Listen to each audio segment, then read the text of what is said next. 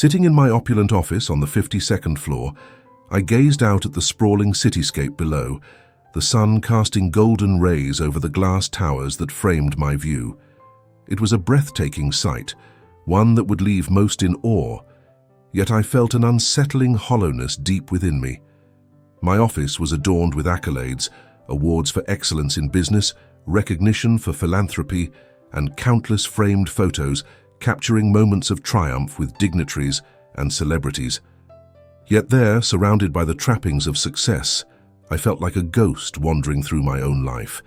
The sound of laughter drew my attention back to the room. My assistant, Claire, was chatting with a couple of clients who had just stepped out of my office after a meeting. Their voices floated through the air, light and jovial, a stark contrast to the weight on my heart. I turned my gaze back to the city, but my mind wandered. I thought of the countless hours I had spent climbing the corporate ladder, the sacrifices I had made, and the relentless pursuit of more money, more accolades, more everything. Yet, here I was, alone, feeling like a king in an empty castle. As I leaned back in my chair, I couldn't escape the lingering whispers of a conversation I'd overheard moments earlier. Just outside my office, in the hallway bustling with well-dressed professionals, I had heard two women speaking in hushed tones. They were discussing the homeless population in our affluent neighborhood, their voices tinged with concern.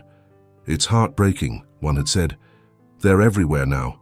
I can't walk to my car without feeling guilty." The other replied, "I know. It feels like they're invading our space. I wish there was something we could do." Their words struck me like a thunderbolt. The image of those individuals struggling to survive on the streets while I reveled in my success gnawed at my conscience. I had always viewed homelessness as a distant problem, something that existed outside my bubble of wealth and privilege. But the more I thought about it, the more I realized that I knew nothing of their reality. What drove someone to the streets? What struggles did they face daily? A sudden desire ignited within me, a desire to understand, to experience, and to grasp the truth of their existence. With each passing moment, the pull of that desire grew stronger. I could no longer sit idly in my gilded cage, pretending that everything was fine. I needed to step outside, to shed my identity as Michael Anderson, the wealthy businessman, and embrace a different life, if only for a little while. I wanted to know what it felt like to be truly vulnerable, to live without the safety net of wealth and privilege. That evening, I returned home to my sprawling estate, but instead of feeling comforted by the luxury around me, I felt increasingly trapped. I meandered through the grand halls, past the meticulously curated art pieces and designer furniture, until I reached my walk-in closet, a temple of expensive suits and polished shoes. Each garment represented years of hard work, yet they felt like shackles binding me to a life I no longer wanted to lead. "Mike," I whispered to myself, trying the name on for size. Mike, the struggling artist, a man who required no fancy titles or accolades, just raw talent and determination. I began to sort through my suits, pulling each one off the hangers and tossing them into a pile. With each piece I discarded, I felt a weight lift from my shoulders. I needed to leave Michael Anderson behind, even if just temporarily. The next morning, I awoke with a newfound sense of purpose. I donned a simple outfit, a worn-out denim jacket, a faded t-shirt, and a pair of scuffed sneakers. I took a long look in the mirror, barely recognizing the reflection staring back at me. The man looking back was unremarkable, a stark contrast to the polished businessman I had always been. This was the look of someone who walked the streets unnoticed, blending into the background, free from the expectations that had once suffocated me. With a small backpack slung over my shoulder, I stepped outside, feeling the crisp air hit my face. I took a deep breath and began my journey on foot, navigating the city streets that I had always driven past in luxury cars. The cacophony of urban life surrounded me. The honking of taxis, the chatter of pedestrians, the distant sounds of construction. Each step felt heavier than the last, as I became acutely aware of the world around me. As I walked, I passed by coffee shops filled with people enjoying their lattes and pastries, oblivious to the struggles outside their windows. I began to notice the small details, The way a homeless man tucked a tattered blanket around himself on a park bench, the hollow eyes of a woman holding a sign that read, "Hungry and Alone." Each encounter pierced my heart, igniting a sense of urgency within me. I wanted to learn their stories, to understand the lives they led, and to share in their struggles, even if just for a day. Eventually, I found myself in a park, where I noticed a group of individuals gathered around a small table. They were laughing and sharing stories, their spirits seemingly undeterred by their circumstances. I felt drawn to them, an invisible thread connecting us despite the vast chasm of our experiences. As I approached, I noticed a woman sitting on the edge of the group, her head down, cradling a small child in her arms. "Hey there," I said softly, trying to ease into the conversation. "What's the gathering about?" One of the men looked up, a twinkle in his eye. "Just sharing some stories, man. You interested?" I nodded, realizing that this was my chance to listen, to truly hear what they had to say. "Yeah, I'd love to." The woman with the child looked up, her eyes a mixture of warmth and weariness. "I'm Sarah," she said, her voice soft yet resilient. "This little one is Lily." She smiled down at her daughter, who was playing with a worn-out toy. "Nice to meet you both," I replied, feeling an unexpected connection form. "I'm Mike." "Mike, huh? You don't look like you're from around here," Sarah said, tilting her head slightly. I chuckled lightly, trying to deflect the question. "Just a guy trying to find his way." "Good luck with that," she said, her smile fading slightly. "Finding your way can be tough in a world like this." Her words resonated deeply within me, each syllable a reminder of the journey I had embarked upon. I wanted to know her story, to understand the struggles that had brought her to this point. "What's it like?" I asked, my voice barely above a whisper. "Living like this?" Sarah took a deep breath, her gaze shifting to the horizon. "It's hard. I lost my job a few months ago, and things just spiraled from there. I'm fighting every day to keep Lily safe and fed." She paused, looking back at me with a fierce determination in her eyes. "But we manage, one day at a time." Her resilience struck a chord within me. Here was a woman who had faced adversity head-on, yet refused to be defined by it. I found myself captivated by her strength, wanting to know more about her life and her dreams. In that moment, surrounded by strangers who had become friends, I felt something I hadn't experienced in years, a sense of belonging, a connection that transcended wealth and social status. As the sun dipped lower in the sky, casting a warm glow over our small gathering, I realized that this was just the beginning of a journey I had never anticipated. I was here to understand, to learn, and to forge connections that would challenge my perceptions of wealth and happiness. Little did I know, the path ahead would be fraught with unexpected challenges and profound revelations that would change my life forever. The cold wind whipped through the streets, biting at my skin like 1,000 tiny needles. I pulled the ragged hoodie tighter around my shoulders, the fabric doing little to shield me from the chill of the night. This was nothing like the climate-controlled offices and plush leather chairs I was used to. Here, every evening was a battle against the elements, and I was losing. I had been living as Mike for a few weeks now, and the novelty had worn off quickly. Each day blurred into the next, marked only by the gnawing hunger in my stomach and the ache in my bones from sleeping on the unforgiving sidewalk. I found myself scavenging for food, often relying on the kindness of strangers or the occasional leftover from a nearby diner. I had never truly appreciated the sheer effort it took to secure even the most basic necessities. One afternoon, I found myself in a bustling area, surrounded by the noise of the city. I watched as people hurried past, their faces buried in their phones, oblivious to the world around them. I envied their indifference, their ability to ignore the struggles that were so palpable to me now. I was about to turn away when I spotted Sarah sitting on a bench, her daughter's small head resting in her lap. She looked up, her tired smile brightening my day, if only slightly. "Hey, Mike," she said, her voice soft, yet laced with an underlying strength that I admired. "You look like you could use a bite to eat." I chuckled, though it was a hollow sound. "You could say that, but I'm not sure I can afford anything decent." "Come on," she insisted, standing up and nudging her daughter awake. Let's go to the soup kitchen. They serve a good meal there and it's free. I hesitated. Accepting charity was still difficult for me, even in this new life. Yet, the pangs in my stomach overruled my pride. "All right, lead the way," I replied, falling into step beside her. As we walked, Sarah shared stories about her life before everything changed, the job she had loved, the dreams she once held. I could see the flicker of those dreams still within her, a quiet hope that maybe things could turn around. "I used to design fashion pieces," she reminisced, her eyes sparkling for a moment as she described the fabrics and colors she loved. "It was my passion."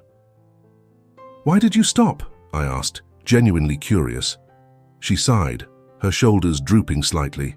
"I lost my job and then, well, life happened. It's hard to focus on dreams when you're just trying to survive." I listened intently, feeling a mix of admiration and sadness for her resilience. "What would you do if you could start over?" I pressed, wanting to know more about the woman who had become a beacon in my otherwise dark existence. "I'd love to get back into fashion," she admitted. "Maybe one day I'll design something that will inspire others, like my childhood hero, Coco Chanel." The fire in her voice ignited something within me, a flicker of a long-lost spark that had dimmed in my corporate world. After a surprisingly hearty meal at the soup kitchen, we returned to our bench, the warmth of the food mixing with the warmth of our conversation. My stomach was satisfied, but I couldn't shake the feeling that something deeper was stirring within me. I wanted to help Sarah, to see her dreams come to life, but how could I, when I was struggling just to keep my head above water? That night, as I lay on the sidewalk wrapped in layers of clothing, I couldn't sleep. The sounds of the city were louder now, a cacophony of sirens and distant laughter. I thought of Sarah's dreams and the fire in her eyes. I had seen that spark before, years ago in the mirror, when I had still believed in my own ambitions. But success had clouded my vision, dimming my passion until it was hardly a memory. Suddenly I felt the need to do something, anything. I wanted to make a difference, not just for Sarah, but for everyone I was now surrounded by. I thought about the odd jobs I could take on. I had spent years managing teams, negotiating deals, and solving problems. Surely I could put those skills to use in this new world.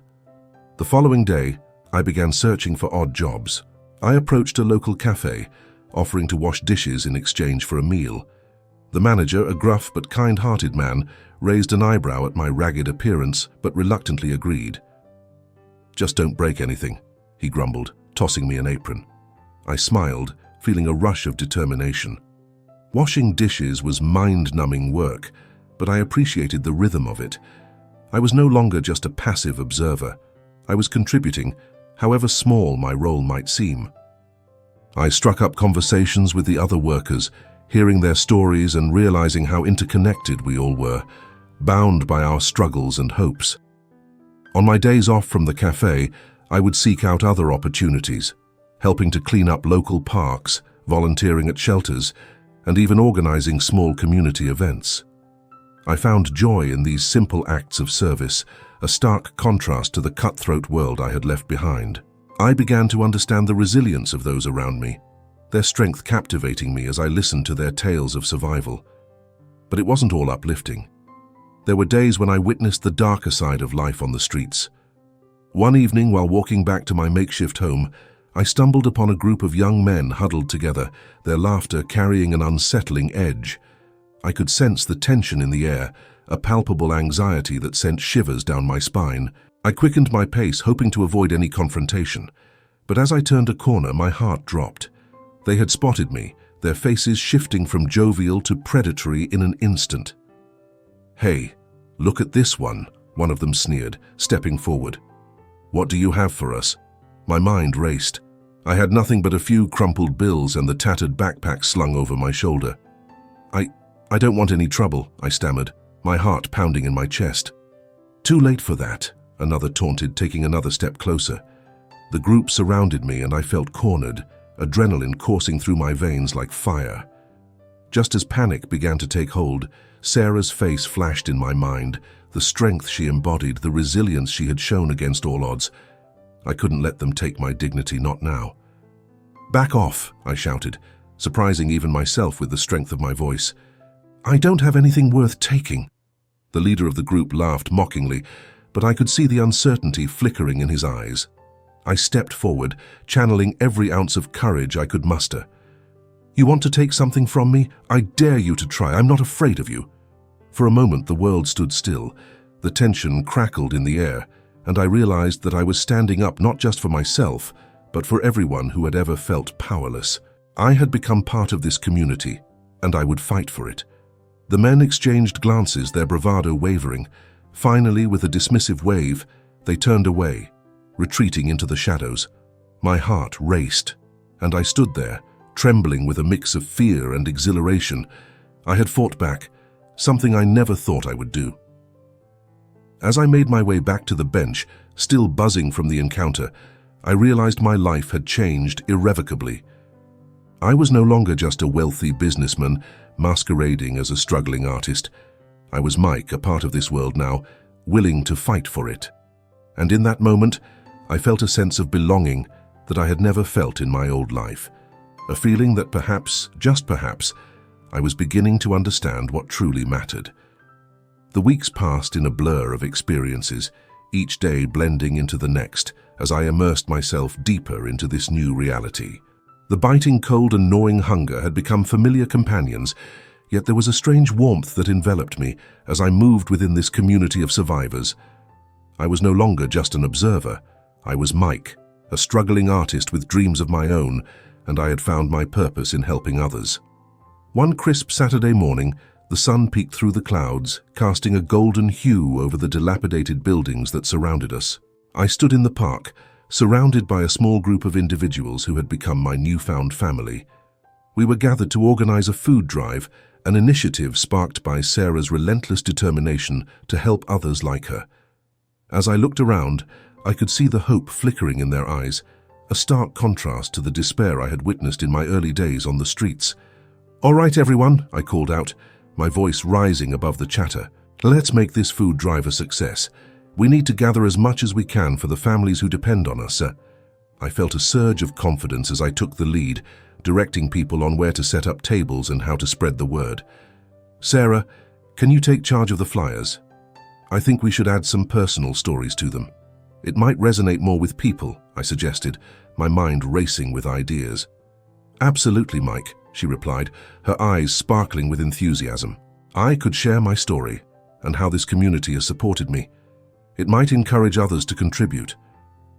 As she spoke, I couldn't help but admire her resilience. Her journey had been one of heartache and struggle, yet she stood tall, determined to empower others. It inspired me to dig deeper into my own past and realize how little I had truly understood about the world outside my ivory tower. We spent the day working side by side, our laughter echoing through the park as we painted signs and organized the logistics. I felt a sense of belonging that had been absent for so long, and for the first time in years, I was not just a cog in a corporate machine, but a vital part of something meaningful. "Hey, Mike," Sarah said during a brief lull in our activities. "Can I ask you something?"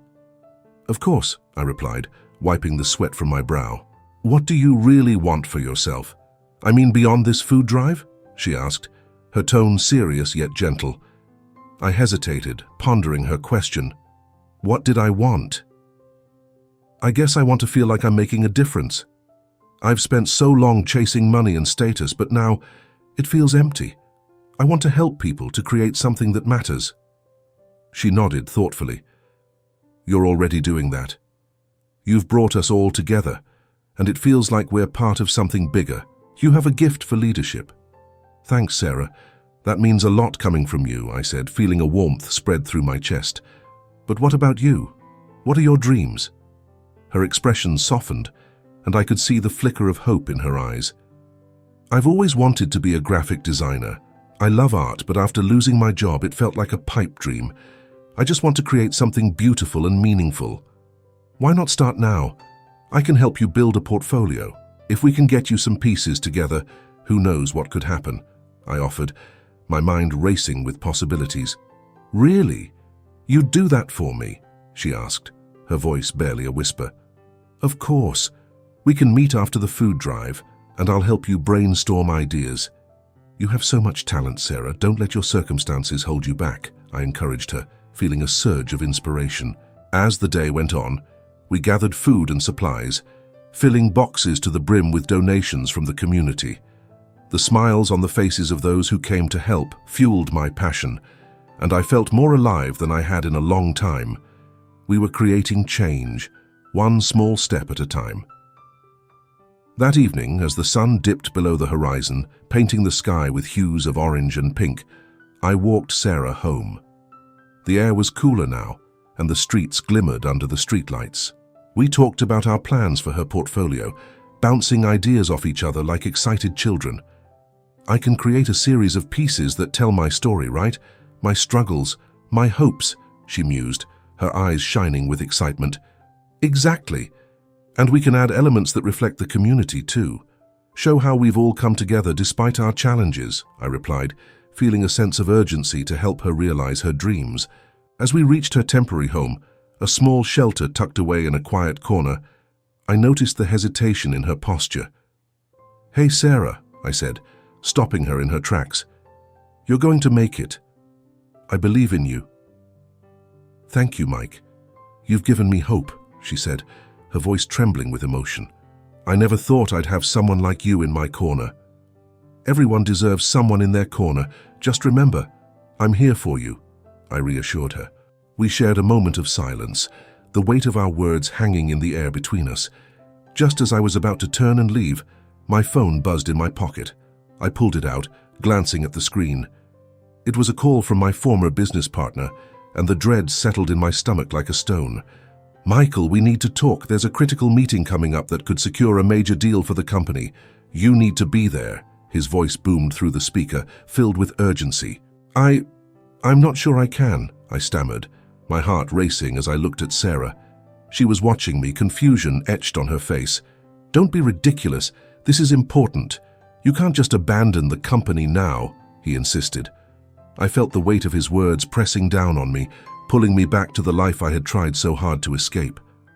"I'll think about it," I replied, my voice barely above a whisper as I ended the call.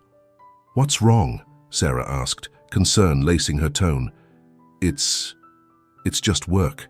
"I have a meeting to attend," I admitted, the conflict churning within me. "Is it more important than helping me?" she asked, her eyes searching mine, and I felt a pang of guilt at the thought of leaving her when she needed me the most. I was torn between two worlds, one filled with financial security and status, and the other grounded in authenticity and purpose. My heart raced as I weighed my options. Could I really go back to that life after everything I had experienced? "I don't know, Sarah. I don't know what to do," I finally confessed, my voice breaking. The decision loomed over me, heavy with implications I wasn't ready to face. I stood at the window of my small shared room, gazing out at the city I used to conquer. The skyline, once a symbol of my triumph, now felt like a distant memory, a life I had chosen to step away from. The sun dipped below the horizon, casting a warm glow over the streets that had become my new reality. I was Mike now, not Michael Anderson, the wealthy businessman who controlled the fates of others with the stroke of a pen. I had chosen to forego a lucrative meeting to be here with Sarah and the community, and yet the weight of that decision pressed heavily on my chest. "Mike, are you okay?" Sarah's voice broke through my thoughts. She had just emerged from the makeshift kitchen area, her hands slightly flour-dusted from the bread she was kneading. There was a warmth in her smile that made my heart ache with both pride and fear. "I'm fine, Sarah. Just thinking," I replied, forcing a smile. I didn't want to burden her with my doubts. After weeks of working alongside her, I had grown to care for her deeply. I wanted her to succeed, to rise above the struggles that had shackled her for so long. Yet, the thought of my old life loomed like a shadow, threatening to engulf me.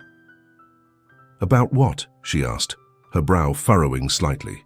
I could see the concern etched on her face. "Just everything. The food drive, your portfolio, my choice to skip the meeting," I said, my voice trailing off. "Things are changing so fast, and I just hope I'm doing the right thing." Sarah stepped closer, her hands resting on the table, her eyes locking onto mine. "You're doing more than you know, Mike. You've helped me find my passion again. This portfolio, it's my chance. and you've been by my side every step of the way. I couldn't have done it without you." Her words washed over me like a balm, soothing the anxiety that had been bubbling beneath the surface. I wanted to believe her, to trust that I had made the right choice by prioritizing her and this community over my old life. But the thought of losing everything I had built, my wealth, my status, was a specter that haunted my every waking moment. Just then we heard a knock on the door, breaking the tension in the room. It was a neighbor from the shelter, Tom, a middle-aged man with a scruffy beard and kind eyes. "Hey Mike, Sarah, you two ready for the big day tomorrow?" he called out, his enthusiasm infectious. "Tomorrow's the interview, right?" I asked, trying to mask my nervousness. "Sarah's going to crush it." "Absolutely, she's got this," Tom replied, giving Sarah a reassuring nod. "I've seen her sketches and they're incredible. You're going to show them what real talent looks like." Sarah blushed, her cheeks turning a shade deeper than the sunset outside. "Thanks, Tom, I just hope I don't mess it up." "You won't. Just be yourself," I said, my voice firm. "You've worked too hard to let nerves get the best of you." As Tom chatted about the upcoming community event, I couldn't shake the feeling of impending doom. What if Sarah succeeded, and I had to go back to my old life? The thought was suffocating. I had grown to love this community, these people who had welcomed me into their lives without judgment. I was terrified of losing it all. The next morning dawned bright and clear, a perfect day for new beginnings. I watched as Sarah prepared for her big interview, her nervous energy palpable. She had laid out her best clothes, a simple yet elegant dress that accentuated her creativity. I could see the spark of determination in her eyes, and it filled me with a mix of pride and dread. "Are you ready?" I asked, trying to sound more confident than I felt. "Almost, I just need to grab my portfolio," she replied, rifling through her bag. Her hands trembled slightly, a sign of her anxiety creeping back in. "Take a deep breath, Sarah. You've got this," I encouraged, stepping closer to her. "Remember all the late nights we spent working on your designs? You've put your heart into this." "Thanks, Mike. I just wish I had more time to prepare," she said, biting her lip. "Time is overrated. You're the artist. Show them your vision," I said, trying to instill some of my newfound confidence in her. I believed in her talent. I had seen it blossom before my eyes. As the clock ticked closer to her interview time, an unexpected crisis struck. Sarah's phone buzzed frantically on the table and she snatched it up, her face turning pale. "Oh no, my daughter, I forgot her school supplies. I promised her I would bring them today." Panic laced her voice. "Sarah, we can't let this ruin your chance. Let's go get them." "Where do you need to go?" I asked, my heart racing. I knew how important this interview was for her future, but I also understood the weight of her responsibilities as a mother. "Just a few blocks away. It's a quick detour, but I can't be late," she exclaimed, her voice rising in urgency. "Then let's move. We'll get this done together," I said, grabbing my jacket and leading her out the door. My heart raced not just for her interview, but for the reality that I could lose her if I went back to my old life.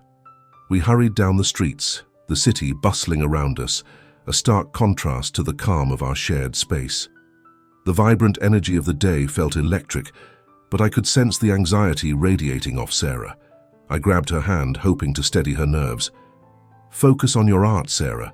Focus on what matters." "Right, just the supplies," she murmured, her breathing evening out slightly. "I'll be okay." We reached the small convenience store where Sarah had left her daughter's items. I rushed inside while she waited outside, pacing nervously. As I grabbed the supplies, I couldn't shake the feeling of impending doom. What if we were too late? What if her dreams slipped through her fingers like sand? "Got them!" I called out, rushing back to her. "Let's go!" We sprinted down the street, the clock ticking closer to her appointment. My heart raced as I glanced at the time. There was still a chance. We rounded the corner and I spotted the building where her interview was taking place. "There it is, just a little further." "Thank you, Mike. I don't know what I'd do without you," she said, her eyes shining with gratitude. "Let's just get you in there. You're going to blow them away," I replied, my own heart pounding with both fear and hope. As we reached the entrance, Sarah paused, taking a deep breath. "What if I mess up?" she whispered, the doubt creeping back in. "Believe in yourself. You've come so far. Just go in there and be you, I said, squeezing her hand for encouragement. With one last nod, she stepped forward, and I watched her walk through the doors, her heart full of dreams and talent. My own heart swelled with pride, but just beneath it lay a gnawing fear of what my future held. I had chosen this path, but at what cost? The sun dipped low in the sky, casting an orange hue over the city as I sat on a makeshift bench in the park where I had spent so many days with Sarah and the others. My heart felt heavy, an anchor weighing me down as I clutched the letter that had just arrived. The news it carried was like a punch to the gut. My company had been sold, the empire I had built from the ground up now in the hands of strangers. I had lost everything that had once defined me, my title, my wealth, my identity. "Mike, are you okay?" Sarah's voice broke through my reverie. She sat beside me, her brow furrowed with concern. I turned to her, forcing a smile that felt more like a grimace. "Yeah, just thinking," I replied, my voice barely above a whisper. "About what? You've been distant lately." She leaned in closer, her eyes searching mine for answers. I knew I should tell her, but I hesitated. The thought of burdening her with my troubles felt selfish, especially when she was finally starting to find her footing. "Just life, I guess," I said, trying to redirect the conversation. "How's the internship preparation going?"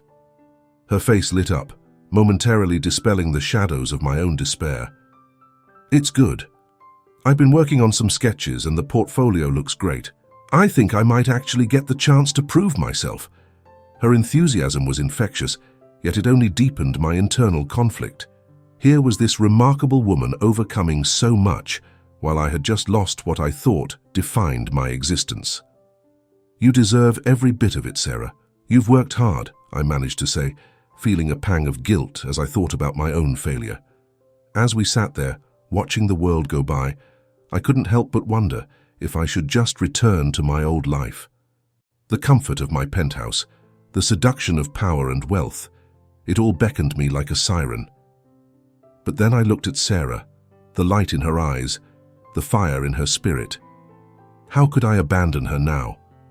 I had come to care for her and the community we had grown so close to, and leaving would mean turning my back on everything I had learned. "Mike?" Sarah's voice pulled me from my thoughts again. "You're really not yourself today. What's going on?" I took a deep breath, my heart racing. "I received some news today about my job." The confession felt like a weight lifted, yet it was also terrifying. "They sold the company. I'm not sure what I'm going to do now." For a moment, silence hung between us, thick and heavy. Sarah's expression shifted from concern to disbelief. "What do you mean you're not sure? Aren't you just rich? You can find something else, right?" Rich. The word tasted bitter on my tongue. I don't even know what that means anymore. I lost my identity, Sarah. I don't know who I am without that. Her gaze softened and she reached out, placing her hand on mine. "You are more than your job, Mike. You're here. You're helping people. You've changed my life. And that matters." But the doubt gnawed at me. What if I'm not enough? What if I can't keep helping you or the others? What if I fail? "Hey," she said firmly, squeezing my hand. "You've already made a difference. Just look at what we've accomplished together. You're not alone in this." Her words warmed me, but the fear still loomed large. I looked around the park, filled with families and laughter, a world so far removed from the one I had inhabited for so long. I had been given a glimpse into the struggles and triumphs of those who lived on the edge, and now I was part of that world. But was I strong enough to stay? A community event was planned for that weekend, a gathering to celebrate the progress we had made with the food drives and support systems we had set up. I had volunteered to speak, to share my experiences and rally support for those in need. The thought terrified me, but I had agreed, thinking it might inspire others. Now, however, I felt like a fraud. "Are you still going to speak at the event?" Sarah asked, pulling me from my spiraling thoughts. "I don't know," I confessed. "What could I possibly say? Do I even have the right to stand up there and talk about struggle when I just lost my job? What do I even know about real hardship?" "You know more than you think," she said, her voice soft yet firm. "You've been here, you've lived it. You've seen what it's like. Your story matters, Mike. People need to hear it. I met her gaze, and for the first time, I felt a flicker of resolve. Maybe I wasn't the same man who had walked into this world months ago. Maybe I was learning to find my voice, to stand up for something greater than myself. As the day of the event approached, I spent hours wrestling with my thoughts. I wrote and rewrote my speech, pouring my heart into the words, trying to find the thread that connected my past with my present. Each draft felt like a step closer to the truth, but I was terrified of what would happen when I finally revealed my identity. Finally, the day arrived. The park was alive, filled with laughter, music, and the smell of food wafting through the air. I stood backstage, my heart pounding, watching as people gathered. Sarah was up front, her enthusiasm infectious as she mingled with the crowd. When my turn came, I stepped onto the makeshift stage, a sea of eyes turning toward me. My hands trembled slightly as I gripped the microphone. "Hello, everyone," I began, my voice steady despite the storm inside me. "I'm Mike, and I want to share my story with you today." As I spoke, I felt the weight of my past and present collide. I recounted the moments that had led me here, the emptiness of my former life, and the startling realization of what truly mattered. But when I reached the part about my corporate life, I hesitated, the fear of rejection clawing at my insides. I was once a businessman in the city, a man who believed wealth defined success.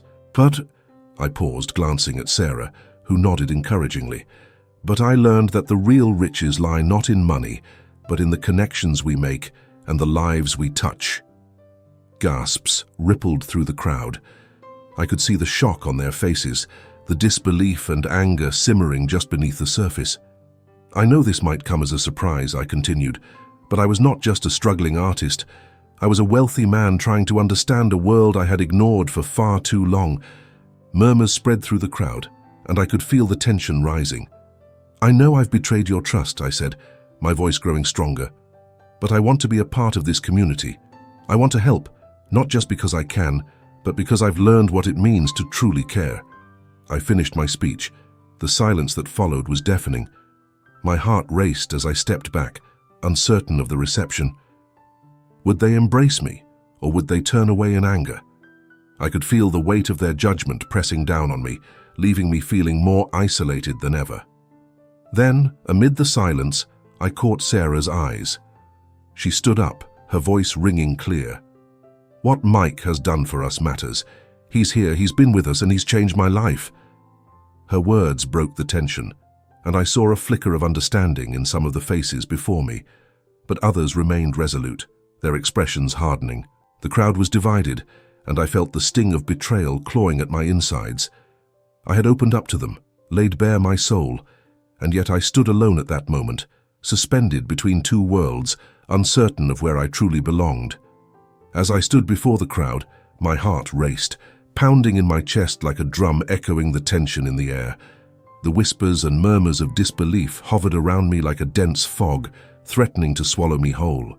Just moments ago, I had stripped away the mask I had worn for so long, revealing my true identity to the very people I had grown to love and respect.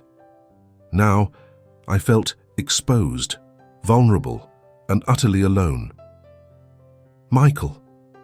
A soft voice broke through the noise, and I turned to see Sarah stepping forward, her expression a mixture of determination and compassion. She had been my anchor in this storm, and now she stood, a beacon of hope amidst the chaos. "Please, let me speak." The murmurs quieted as she approached me, her gaze steady. "I know what he has done," she addressed the crowd, her voice unwavering, "and I've seen the change he's made in our community. Michael didn't just give us food or a place to stay, he believed in us. He helped me when I felt I had nothing left to give. He saw me, really saw me, and that made all the difference." I watched as her words washed over the crowd, slowly dissolving the anger and confusion. I was at my lowest point, struggling to keep my daughter safe and my dreams alive. I didn't know where to turn, but Michael was there. He helped me build my portfolio, he encouraged me to chase my dreams, and he reminded me that I am worth something. A murmur of understanding rippled through the audience. I could see the faces of the people I had come to know, their expressions shifting from suspicion to empathy. He's not just a wealthy businessman. He's a man who chose to walk in our shoes, to understand our struggles. We need to embrace that. We need to lift each other up, regardless of where we come from." As she spoke, I felt the weight of my past decisions pressing down on me. I had risked everything to find meaning in my life, and in that moment, it seemed as though I was beginning to find it. The crowd began to nod, whispers of agreement spreading through the mass of humanity before me. "Let's not forget that we all have the power to change lives," Sarah continued, her voice gaining momentum. "Michael has reminded us of our strength. We are not just victims of circumstance. We are a community, and together, we can rise." Something shifted in the atmosphere, a crack in the darkness that had enveloped me since I revealed my truth. I could see the glimmers of hope sparking in the eyes of those around me. The anger that had initially been directed at me was now tempered by understanding, and I felt a small flame igniting within my own heart. "Thank you, Sarah," I said, my voice barely above a whisper, but it felt like a declaration. "I never intended to hurt anyone. I wanted to understand, to connect, to help. I'm still learning, and I want to be here for all of you. I want to help in any way I can." The crowd began to murmur again, but this time it was a chorus of support. "We know," someone called out. "You've shown us that change is possible." Another voice chimed in. "You're one of us now, Michael." Just then, a figure stepped out from the back of the crowd, a reporter from a local news station. "I couldn't help but overhear," she said, her notepad at the ready. "This is an incredible story. Would you mind if I covered it? I think people need to hear about this transformation. It could inspire others." The crowd erupted into cheers, and I felt the warmth of community wrap around me like a comforting blanket. "Yes, yes, please," Sarah exclaimed, her enthusiasm infectious.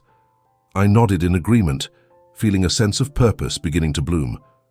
As the reporter began to interview me, I spoke about my journey, how I had come to understand the struggles faced by those who were less fortunate, how I had learned to appreciate the little things in life, and how the love and resilience of this community inspired me every day. Days turned into weeks, and the story of my transformation spread like wildfire. The local news station aired the segment, and soon after, a crowdfunding campaign was launched, fueled by the compassion of viewers who were touched by my story and Sarah's. People began donating, not just for Sarah's dreams, but for the entire community: food drives, shelter renovations, and resources for those in need. One afternoon, as I stood alongside Sarah at a community center, we watched as the donations poured in. Boxes of food stacked high, supplies for art classes, and funds for workshops that would empower others to pursue their passions. I was overwhelmed, tears brimming in my eyes as I realized what this meant. "Michael," Sarah said, her voice breaking through my reverie, "look at what we've done together. This is just the beginning." I turned to her, the reality of our journey hitting me like a wave. I never expected this to happen. I thought I was just a lost man trying to find my way, but I see now that I'm part of something so much bigger than myself. She smiled, her eyes shining with gratitude. "You've shown us that true wealth isn't about money. It's about the connections we make and the lives we touch. You've given us hope, and that's priceless." As I stood there, surrounded by the community we had built together, I felt a renewed sense of purpose. I had come to understand that my past wealth, once a symbol of success, was now a tool I could use to foster real change. I didn't need to return to the life I once led. I could forge a new path, one rooted in empathy, love, and genuine connection. In that moment, I knew I had found my place. I was no longer just Michael Anderson, the businessman. I was Michael, a member of this vibrant community, a man dedicated to uplifting others and creating a meaningful life filled with authentic relationships. I looked at Sarah, and we shared a smile, two souls intertwined in a journey of transformation. Together we would continue to inspire change, not just in our own lives, but in the lives of everyone around us.